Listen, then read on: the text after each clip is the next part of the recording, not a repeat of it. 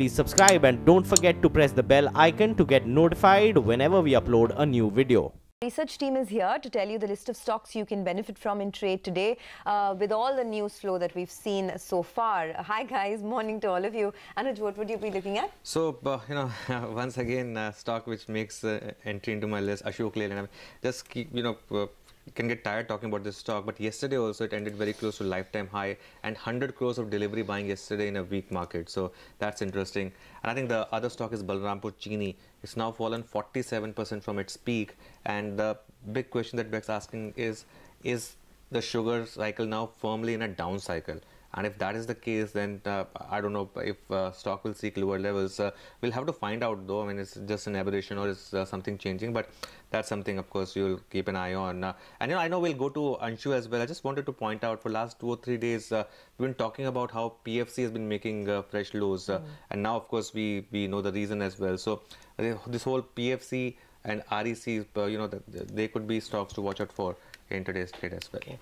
Anuj, I can tell you with 25 years of covering commodities, especially sugar. I started covering that in '92.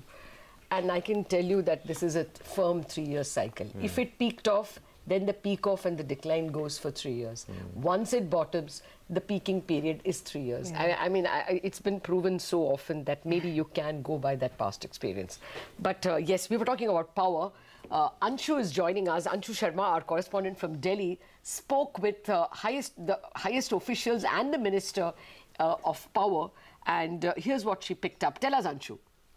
That's right, Lata. There was an event where Power Minister RK Singh told media that SBI is worried about its loan given to the projects of Adani and Tata Power in Mundra, Gujarat. And he also specified that SBI officials and Gujarat government officials were met on 22nd February.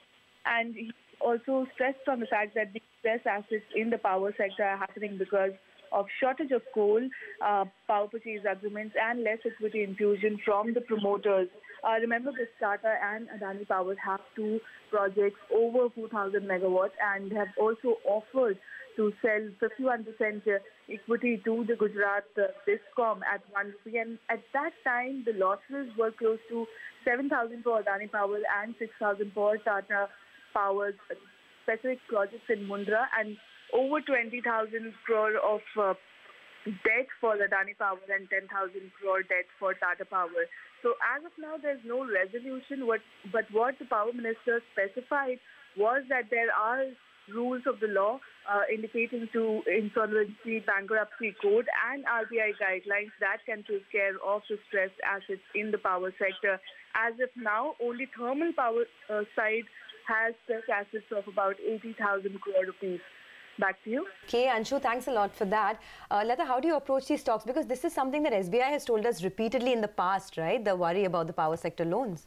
Yes, but what has exacerbated the problem now is, once again, let me come back to the February 12th circular of RBI. Until now, there were all those schemes to allow them to bring in equity, restructure.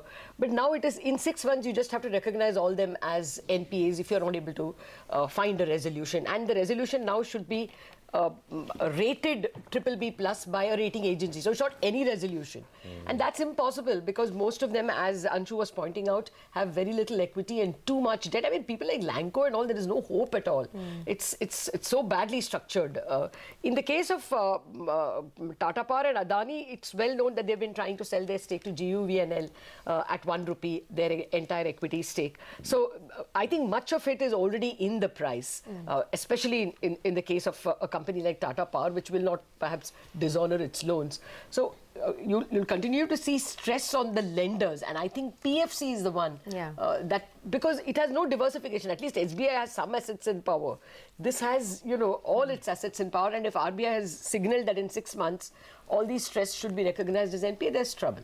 Okay, and I think the market has recognized that, because look at PFC, it's gone to a 52-week low, down almost 15% in the last 1 month itself. But let's move on. The telecom space is in focus. The cabinet has approved telcos to pay a deferred spectrum liability over 16 years versus 10 years currently. So Naveen joins in to tell us what the impact of this could be. Naveen? So, well, Sonia, how does it impact the telecom companies, especially the incumbent players like Bharti as well as Idea? is that their annual cash flow, that will be aided. So according to a Jefferies report, what it believes is in the initial years, it will be aided by around 7,700 crore. So that is a significant amount for most of these companies. So that is one benefit.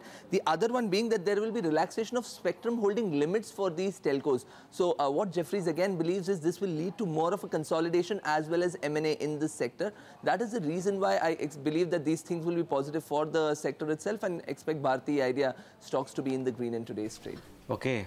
Naveen, thanks a lot for that. Sonia, why are you watching for Amtech Auto? Well, you know, Liberty House has now emerged as the highest bidder for Amtech Auto, as we know. And, you know, Sanjeev Gupta of Liberty House has spoken to us in the past, where he did mention that it's a strategic fit for them. They're very excited to enter into the Indian market through, you know, companies like Amtech Auto. And in fact, Liberty House had already bought the Amtech Auto business in the UK through the resolution plan over the resolution committee over there. And they turned that around, according to Liberty House themselves. So, you know, they believe that they can turn around Amtech Auto in India as well. Now, the assets of Amtech Auto include 35 auto component plants. These are spread across India, Japan, Thailand, Spain, employ 6,000 people. So, they've got good amount of assets.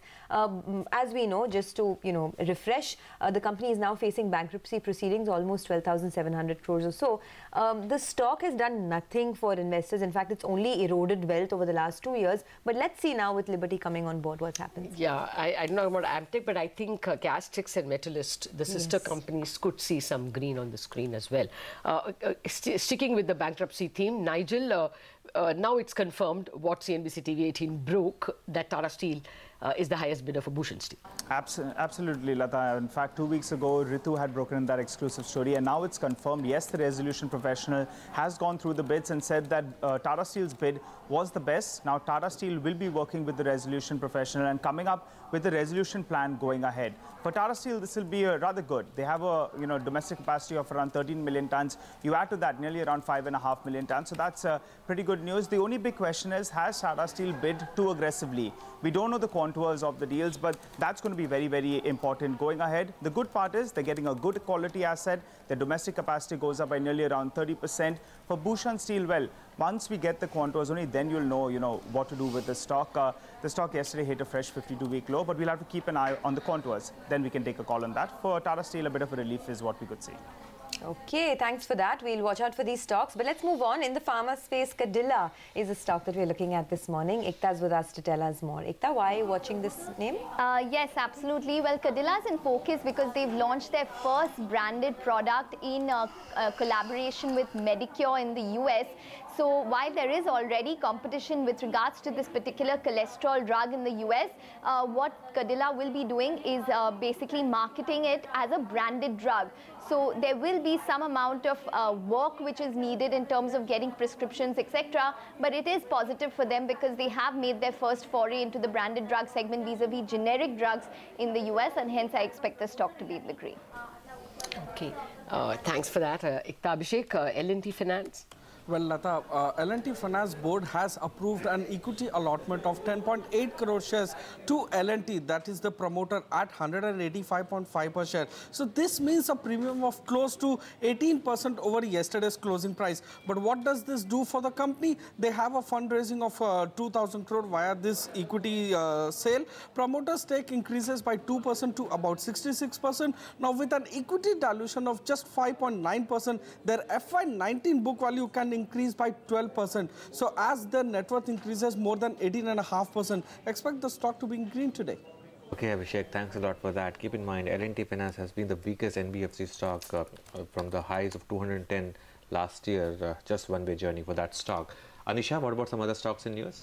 Thank you, Anuj, for that. I'll start with Bharti Airtel. Recently, we have been hearing about a lot of fundraising, and that's the case with Bharti Airtel as well. The board is expected to meet on 12th March to discuss raising funds via various of the debt instruments. The debt of the company will go up. We don't know what is the quantum, but let's see how the stock reacts today. Moving on to Torrent Power, there the company has emerged as a winner under the reverse e-auction for a wind power project of around 120 megawatt, which is in state of Maharashtra and has to be executed over a period of 18 months. That should hold up in the green. Lastly, on Gayatri Projects, we know that the company was looking to raise funds via QIP. Now we understand that the floor price is around 211 rupee per share. It's 10 rupee higher than what it is currently trading at. It will close on March 12th. So that stock should hold up in the green, given the fact that the price is 10 rupees higher than what it is currently trading at. Back to you.